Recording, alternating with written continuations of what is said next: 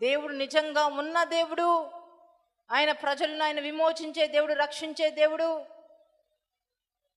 తన ప్రజల పక్షంన యుద్ధము చేసే దేవుడు అని నమ్మి వారికి వేగులు వారికి చెప్తుంది, తప్పకుండా ఈ దేశాన్ని మీ దేవుడు మీకు ఇస్తాడా, తప్పకుండా ఇచ్చేస్తాడు, మీ దేవుడు మీ పక్షమున అంతగా పని చేస్తున్నాడు అని చెప్పి తనే చెప్తూ ఉంది. అటువంటి సమయంలో అంటే మిమ్మల్ని నేను రక్షించాను కదా, వేగుల వారితో ఏం చెప్తుంది, మిమ్మల్ని నేను రక్షించి బ్రతకనిచ్చాను కదా, ఒక కార్యము చేయండి, మీరు ఈ పట్టణాన్ని పట్టుకోవడానికి వచ్చినప్పుడు, ఈ దేశమును ముట్టడి వేయడానికి వచ్చినప్పుడు నన్ను, నా తల్లిని, నా తండ్రిని, నా అన్నదమ్ములను, నా అక్కజెల్లులను, వారు కలిగిన వారందరినీ రక్షించండి అని చెప్పి వేడుకుంటుంది,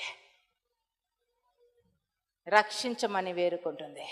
కూడా యెహోషువ ఎప్పుడైతే నిజముగానే ఆ యొక్క దేశంలోనికి వెళ్ళినప్పుడు, వారందరినీ హతమార్చినప్పుడు, ఆ యొక్క రాహాబు చేసినటువంటి ఆ సహాయాన్ని జ్ఞాపకం చేసుకొని వాళ్ళ తల్లి ఇంటి వారిని, తండ్రి ఇంటి వారిని, వారి కలిగిన సమస్తమైన వారిని కూడా రక్షించినారు.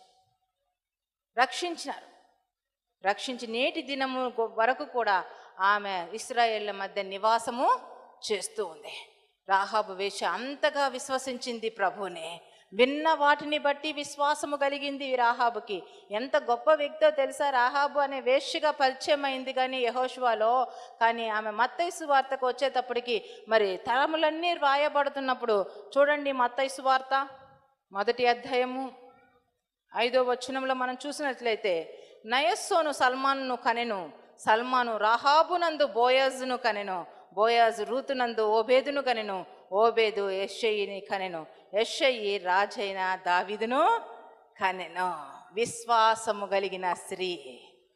మన హృదయాల్లో మనము దేవుని యందలి నమ్మకము కలిగి ఉండడం వల్ల దేవుడు మనల్ని ఎంత ఉన్నతంగా మన జీవితాలని ప్రభావితం చేస్తారో చూడండి, ఎంత ఉన్నతంగా మన జీవితాలని మార్చివేస్తారో చూడండి.